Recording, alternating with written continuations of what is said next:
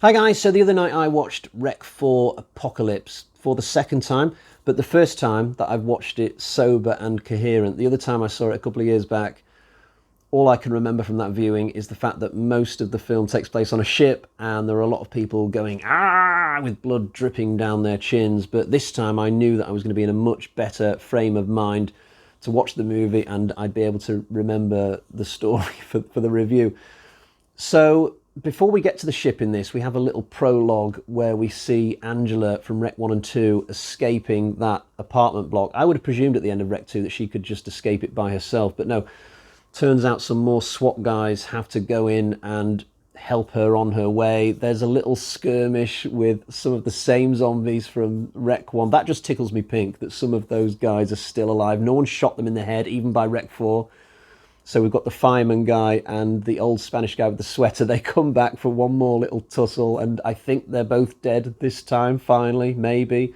After the main title card, that's when we go to the ship, and we're there for the rest of the movie. It's a very large kind of commercial vessel, I guess, but the government have taken it over in order to do some experiments with this virus. And what they've done is they've taken all the survivors from the apartment block situation and the wedding disaster and put them in this one place on this ship, you know, just to keep the whole thing nicely contained.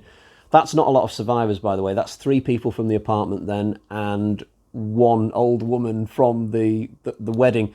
But as soon as this film gets going, you know what's going to happen with it being a horror film. The virus will get out on the ship and we will have a zombie film at sea, or a demon film at sea, if you like. This ship looks quite big from a distance, but it doesn't feel like we see that much of it on the inside. I don't think the budget stretched that far. So we see the same corridor many times and the same few rooms used several times over, like the mess hall and the bridge just seem to constantly get reused. It feels like there was a bigger sandbox to play in all honesty, with the first 3 Rec films. The ship from Under Siege, it isn't, but you've just got to deal with the cards that you're dealt with when it comes to budget for these films. This was directed by Jaume Balaguero. Now, the interesting thing when it comes to who directed all the films in this series is that for the first 2, they were co-directed by a guy called Paco Plaza and this Balaguero guy. And then for 3 and 4, they decided to split up so that Plaza would do 3 and Balaguero would do 4. And it's easy to think that Balaguero's getting the better deal there, because number 4 is obviously the one where the big star of the franchise, Angela, comes back. And also it's the finale. But I'm pretty sure that Paco Plaza met his future wife during the filming of Rec 3, so I think it all worked out the way it was supposed to in the end.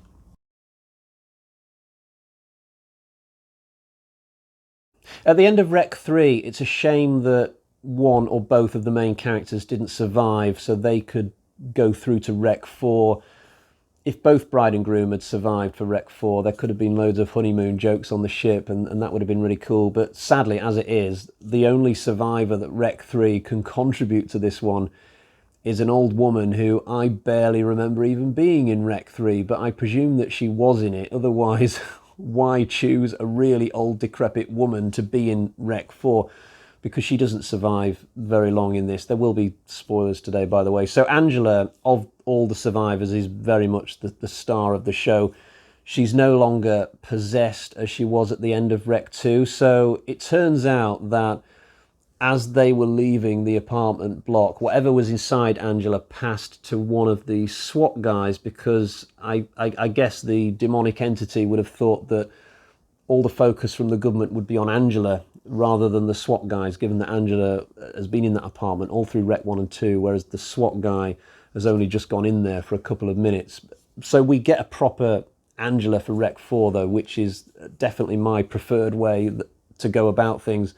It's nice to see this actress back again, Manuela Valesco. She's very likeable, although they've definitely toughened her up in this film. I've seen this a lot in long-running franchises. If a heroine has to come back for a sequel, they always seem to be like 10 times tougher in that sequel than they were in their original film. You know, Angela in Rec 1 was just this plucky, cute little TV presenter who mainly just survived because she just happened to run to all the right spots, you know.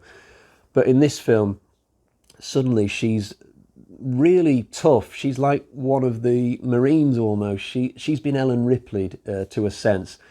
She wears this white shirt, which just reminds me of the white vest that Bruce Willis wears in Die Hard. You know, I mean, they almost could have had her walking on broken glass in this film and making fists with her toes.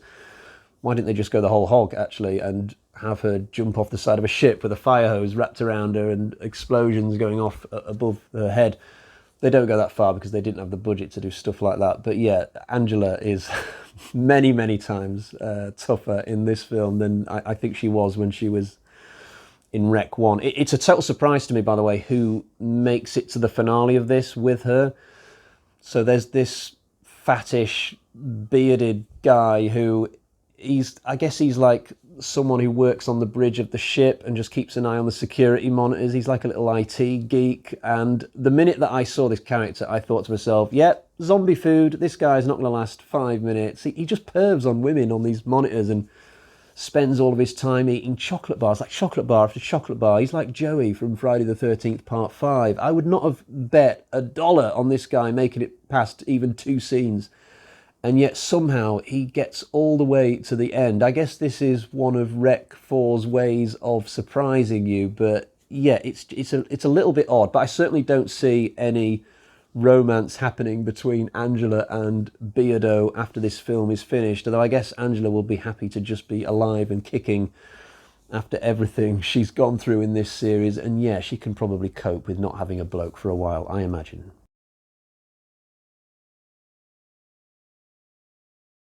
It's not a particularly scary film. This ship is kept very well lit throughout all this. There's none of those shadowy stairwells and dark apartments of the first 2 films. A lot of the scenes in Rec 1 and 2 had gooseflesh appearing on my arms, but in this one it's like the director was desperate to show off the ship environment he had at his disposal, so he keeps it all nicely lit. I still enjoyed a lot of the action and the violence and the kills and the chases. There's a lot of creativity in the film, certainly some good ideas in there. There are some infected monkeys, bizarrely, and a wonderful scene with a boat propeller being used as a weapon, and then that same propeller ends up having a different use entirely in the finale of the film, which I thought was very well worked out. There's some good stuff in this movie. It's not a pedestrian horror film. It just doesn't quite reach the heights of some of the earlier ones. There's no real soundtrack in this that I can remember. It's not found footage, so it's not going to bring back some of those same vibes as Rec 1 and 2. And even though Rec 3 is also not found footage, I feel like there was more flair and invention going on in Rec 3. This is partly down to the fact that that film did have a soundtrack, and it is so different compared to all the others in the series. I'm glad that they made this one, though, because without this one, Rec 3 would be pointless. You might as well have called Rec 3 by a completely different title. Rec 4 gives Rec 3 some kind of purpose, narratively speaking. And I should also be grateful, I guess, that Rec 4 doesn't tank the franchise. It's not like we get 3 good films and then this one just really goes downhill. If this one is slightly less than the others, and I'm not even 100% sure about that right now, I need to think about it some more. If this one is the weakest, we're only talking a very, very downward, a slight downward trajectory. You know, as a franchise closer, it's fine. You know, we're a million miles away from where we were in Rec 1. They've tried to increase it in scope. We're now on some massive government ship, and you know there are loads of guys with machine guns and stuff, and we've got science labs hidden in the cargo holds of the ship, and all sorts going on. Yeah, we're a million miles away from the small concept of Rec 1, but as a finale, as a final chapter, I think it was all right. I mean, they could have gone on after this and done another one with Angela chasing down some other lab on the mainland, but there's no need for that, I guess. So, yeah, I'm satisfied with Rec 4. It was an all right time. It didn't blow me away, but it's a fine little zombie film on a ship. I probably wouldn't remember it very well had it not been a Rec film. I will say that, you know, if this was just a standalone random one-shot film, I would forget it very, very quickly. I will say that. But as an additional chapter in a franchise I like, I sort of thought it was all right.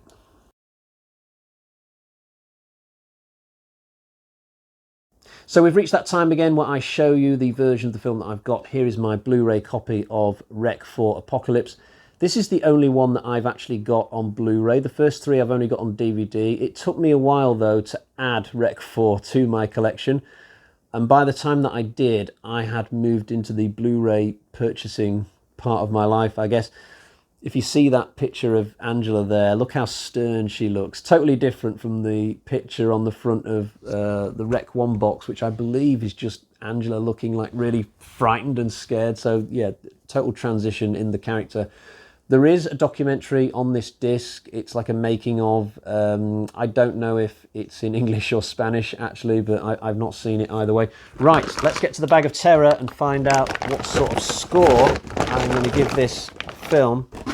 So we've got 1, 2, 3 bloody axes out of 5. This is a pretty good end to the franchise. I was torn between 3 and 3.5, but ultimately I've gone with 3. But this is not the end of the reviews for this review series, because the Americans went on to remake Rec. They called it Quarantine, and that's what I'm going to be doing next. I have seen Quarantine once, back when it came out. I don't remember it that well. I think it's mostly the same film, just there are a few changes in the structure of the story from what I can recall, but it's certainly going to be interesting for me to go back to that one. And then also there's going to be Quarantine 2 to cover, which is an entirely different film from anything you see in the Rec franchise. It's set in an airport, I think, so all bets are going to be off with that one. I've never seen that one before. I just strongly presume that they didn't rent out LAX in order to film it. Now, the only other thing to say is that we currently have a mail strike in the UK at the moment, so I've just literally ordered Quarantine 1 on DVD. I don't know when it's going to turn up, because we've got 19 days of Royal Mail strikes, and it's always a little bit dodgier in the run-up to Christmas anyway, getting your mail on time. So I guess I will keep my fingers crossed that I will have a copy of Quarantine 1 on my doormat in order to use for a review very, very soon. And I guess I should really order Quarantine 2 as well today, really, just in anticipation of future mail problems that are coming up. Right, I've waffled enough. I will leave it there for today. This was my review for Rec Apocalypse, and I will see you all again another time. Bye-bye.